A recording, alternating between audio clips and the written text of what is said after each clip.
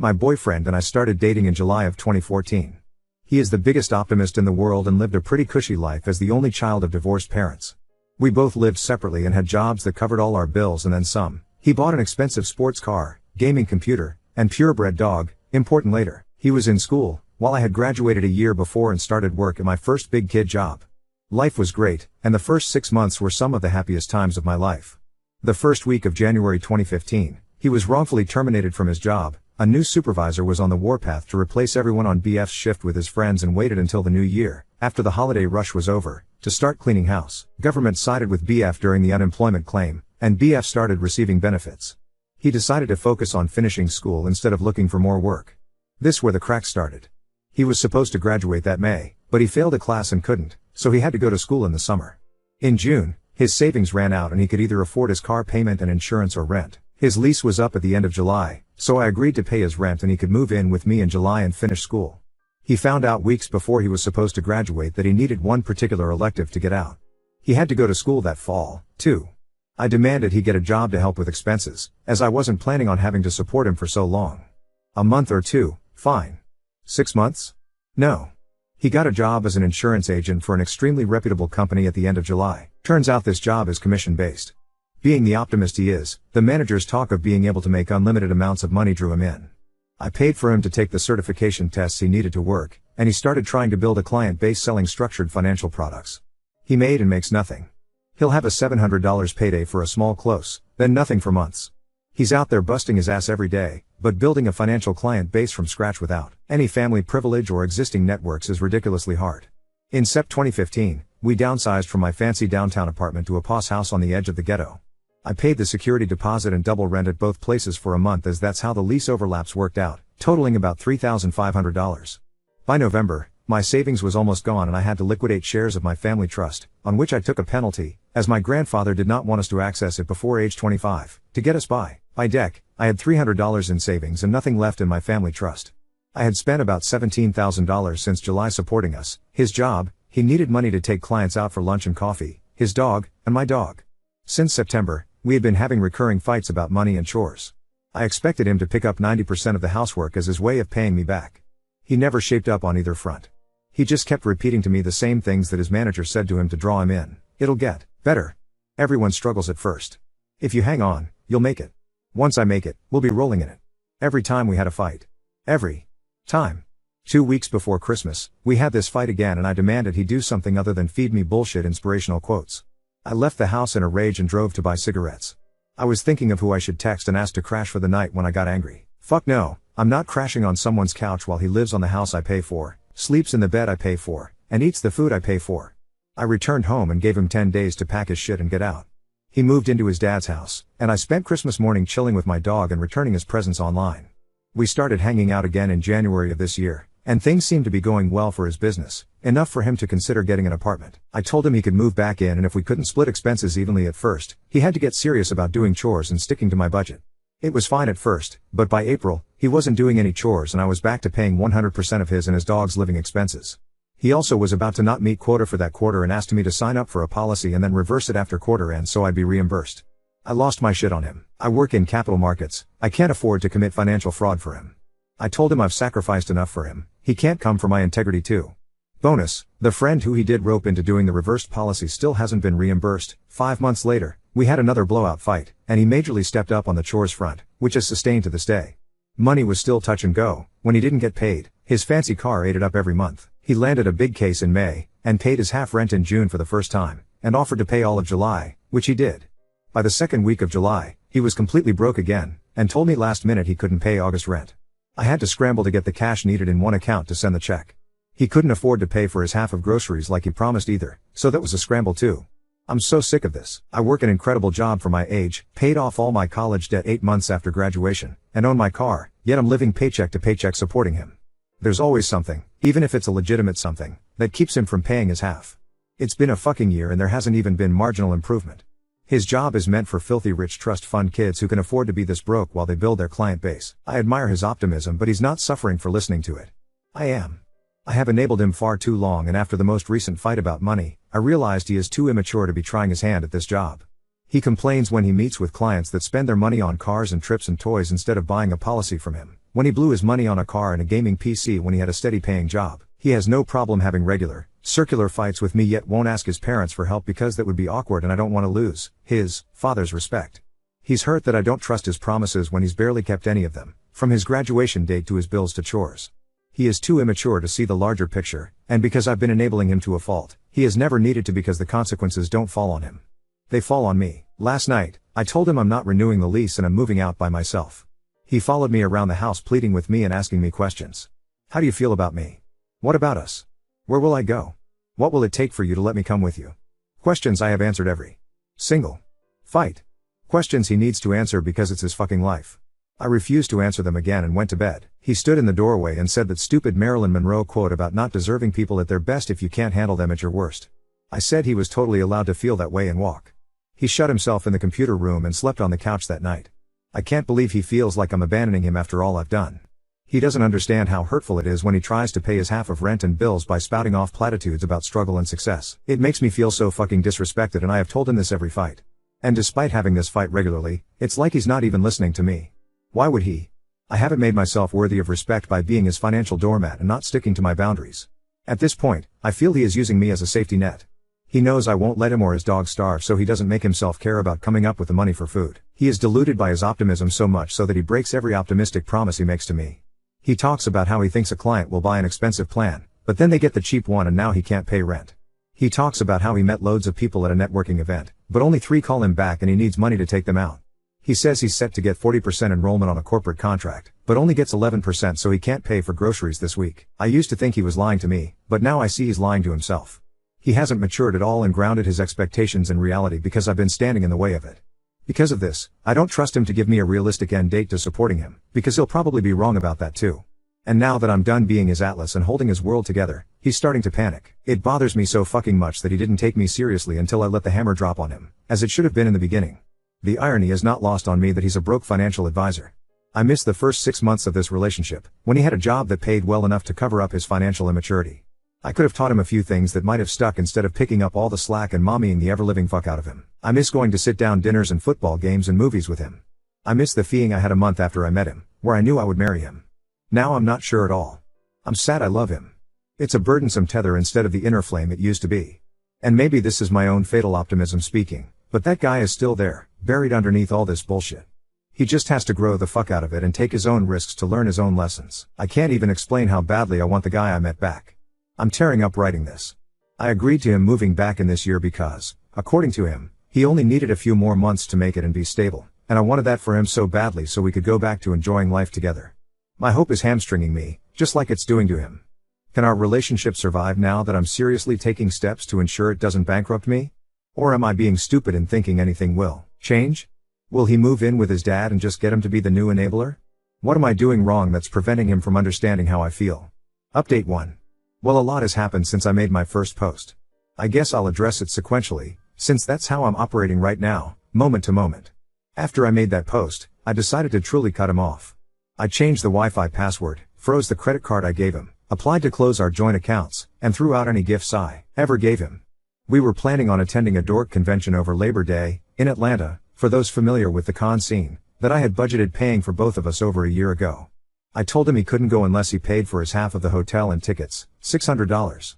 Not sure why I did this instead of shooting straight and admitting he was out of his gourd if he thought he could go.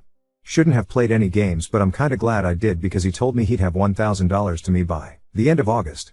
Over text too, in writing. I was floored. Suddenly he can come up with money for a weekend of partying and a chance to reel me back in? I said I would apply that to August's bills, then he could start paying down the rest of the $25K he owed me for supporting him this past year before he could spend his money on luxuries like out-of-state vacations. This was over text, and he never responded, and slept on the couch again that night. That was a Friday. Saturday morning, he left the house around 9 a.m. with his dog, leaving all of his crap in my house. I piled all of his and his dog's stuff under his desk and got rid of any pictures of him around the house. I blocked him everywhere but Facebook and text. I went to 2 rental house showings, loved one of them and the landlord, put a deposit down that day, went on multiple walks with my dog as well as a long trip to the dog park, and celebrated/vented/drank wine through Twizzlers with my next door neighbor and her boyfriend. Ex-BF never returned that night. Sunday, I spent the day working on cosplays and outfits for the convention as well as goofing off with my neighbor and dog. It was lovely. I kept waiting for this wave of sadness and regret to hit me, but it never did. He had been out for 24 hours and his name wasn't on the lease. I texted him that his claim to residency was gone, and he needed to come get his things with 24 hours notice. He said he was coming that night. I said 24 hours notice. He agreed to Monday evening. Monday, he picks up his stuff in his father's truck and gives me back the key. Hours after he left, he added a song to our shared YouTube playlist, Say Something by A Great Big World. I added Gravity by Sarah Bareilles and Too Good by Drake, then removed his access to the playlist the next morning. Yay middle school communication methods. Wednesday, his best friend texts me like nothing is wrong. Thursday, I text my ex about when I can expect his check in the mail. He doesn't respond. Friday morning, I email him. At this point, as far as I can tell, he's gone no contact with me. I send him one last email a day later basically stating that, and he asks me to coffee Sunday night. We met up for coffee. He never mentions repayment at all, but in the discussion about our feelings, we both felt the same way about this. Betrayed, abandoned, hurt, and distrustful of the other person. He felt I had lied when I said I was fine supporting him and basically insinuated that I wouldn't want to be repaid if I believed in us because otherwise I was actually loaning him money under the guise of love and setting him up to fail. When I realized he felt just as used as me because I cut him off for my money, I knew I was done. My stomach sank like a weight. I let him finish talking, then we parted ways. He asked if he could contact me. I said I needed a break. The next day I emailed him about the $1,000 he promised me and reminded him he never discussed repayment at our meeting. He didn't respond for days. Then the day I was set to leave town for the convention, he replies saying the money was on the way. Cool, it can sit in my mailbox for 5 days while I'm out of state. Also, during this time he was telling mutual friends we were going through a rough patch, yet my friends were finding him on Tinder and OKC. I partied my tail off for the entire convention, and when I came back, the check was in an unpostmarked envelope in my mailbox. I cashed it and sent him an email telling him such and asked that he use snail mail for future repayments instead of trespassing on my property when he knows I won't be home. I seriously wonder if he was looking for the spare key I left with the dog sitter.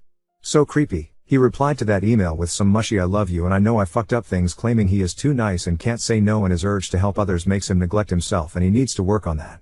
It was the most laughable apology on earth. I was so nice and helpful that I couldn't stop myself from draining you of all your money and energy. My bad. I replied, you broke my heart and my bank account. It will be a long time before they're both fixed, and then I hope I won't be stupid enough to trust you with them a third time. I will be responding to emails about repayment, otherwise good luck with everything. He replied, if I could take everything back that I did, I would. I love you, name. With all my heart. I could have prevented it all. I could have taken action. But I let you slip away. And that'll be one of the biggest mistakes of my life. I'm truly sorry for hurting you. I just want you to be happy. That's all I've ever wanted. I moved out of the house we lived in to a similar one a few streets away. Moving helped keep me busy enough to not think about this. I threw out all our mementos and pictures and shit in the process, so everything in the new place is all me. Just me. Now I'm settled in and it feels like it hasn't hit me that it's over. I thought I would be crushed, and there were some lonely moments at the convention that caught me up enough to need a cigarette, but I just feel humiliated. I don't even have the urge to check his Instagram. Every time I see a picture of him it just reminds me of how stupid and naive I am for thinking he was my one. I'm also super distrustful of my feelings now because of that. It wasn't a question in my mind when I met him that we'd be together forever. I knew I wanted to spend my life with him, like my name, like a fact. I see cute people out or have great conversations, but I have no desire for anything more because I feel like my feelings aren't trustworthy enough to merit acting on them. They led me so far astray last time. But that's it, I guess. It's over and life is going on. Now on to second story. World crumbled when I discovered my late wife's affair, confirmed by a DNA test, and now I struggle with raising her son.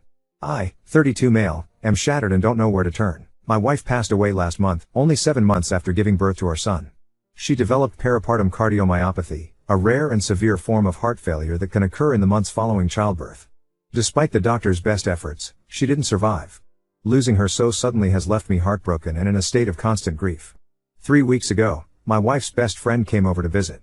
She was visibly nervous and eventually told me she had something sensitive to share. After some hesitation, she revealed that my wife had confided in her that she'd been unfaithful around the time our son was conceived and that there was a chance he might not be mine. I was stunned and angry. My wife's best friend was telling me this only weeks after my wife's death, and it felt like an attempt to tarnish her memory. I couldn't believe it. I told her to leave and not to come back, convinced she was lying or trying to shift blame onto me somehow. The whole thing felt like a betrayal, and I tried to push the thought out of my mind. But once the idea was planted, it wouldn't go away. I kept wondering, what if she was telling the truth? After days of tormenting myself with this possibility, I decided to get a DNA test. It wasn't an easy decision. I felt guilty for even considering it, but I needed closure. Yesterday, the results came back. My worst fears were confirmed. My son isn't biologically mine. Now, I'm in turmoil. I loved my wife, and I wanted to believe our son was a piece of her and me together. But knowing he's not biologically mine has left me feeling lost and betrayed. I keep looking at him, trying to feel the same bond, but the pain of my wife's infidelity is so fresh, and I don't know if I'll ever be able to move past it. I feel awful even considering it, but I don't know if I can raise him on my own. The betrayal I feel is overwhelming, and I don't know if I'm capable of giving him the love and care he deserves. It's breaking my heart, and I feel like a failure, but I also feel like I'm not equipped to give him the life he deserves. Ada? Comments: have you thought to call her friend and ask who the father is? That took a lot for her to tell you. She could have never told you. The right thing to do first is attempt to find this guy and inform him. More than likely she knows who it is. Be sure to apologize and say it was such a big shock but you appreciate she told you the truth. Do you recall looking back things that didn't add up? Did she ever mention a guy and put off like the person was a friend or co-worker? Did any guy stand out maybe at her service or anything like that? Did you look through her phone since finding out to see if there was anything on there? Look at her bank statement for unusual charges in when she could have been seeing him? Momo Skywalker: yes, I would try to find the bio father. The friend might know who it is or have an ideal. Honestly, I couldn't raise a fair baby. The betrayal will hurt too much. If you truly feel you cannot love the baby as he deserves, then give him away. Either to bio father, your wife's family, or adoption. It sounds heartless, but in the end, you deserve to live your life without pain and your / her son deserves to be loved unconditionally. Edit: I hadn't thought of contacting the friend, but I will now. The replies have really solidified what I have been feeling. The child is innocent, but I don't think I'd be able to love or care for him as well as I should. Informing the family will be my first step, then contacting the AP, if possible. Adoption is going to be my last resort. Many of you may believe I'm a monster, but put yourself in my situation. I hope you all understand. Edit 2. So I called her friend. I apologized for my behavior, but also asked why she did not inform me as soon as she knew. She said her loyalties laid with her friend more than me. Okay, fine. I asked her about the AP. She said she doesn't know as it was a one-time thing. Apparently, it happened during her work time, whatever that meant, and during daytime as she'd been told. I mean, I'm not fully understanding, but it seems like she fucked a guy when she was supposed to be working. Many of you are suggesting I go through her phone or other social contacts, but I don't know any passwords. I never doubted her. We weren't controlling of each other, and had and gave plenty of privacy. The next step is informing the family, both mine and hers. I'm adding another thing: I don't hate the baby, and I'm not so deranged I'd throw him out of the house. Whatever happens happens according to procedure. I'm not going to instantly abandon a kid just because he isn't mine. Update 1. My family was shocked and angry about everything, but they stood by me. My in-laws were also shocked but didn't believe it at first. They asked to see the DNA test results, and after seeing them, they suggested we do a second test with both families present, just to be sure. They said that if it confirmed he isn't mine, my late wife's sister, who has a 4-year-old daughter, would adopt him, and I could take my name off the birth certificate if I wanted. I agreed, and we did the test yesterday. Results should come in about a week. Honestly, I'm relieved with how things are playing out. There hasn't been any drama, and everyone's been understanding. I've also talked to a lawyer who said getting my name off the certificate should be straightforward with the test results. Thank you all again for the support, and for those who offered to adopt him, I'm sorry, but your kindness means a lot. I'll update when the final results are in. Also, English isn't my first language, so I use GPT to help with formatting and phrasing. Edit: for those accusing me of karma farming, I'm going to delete this account after all this is over.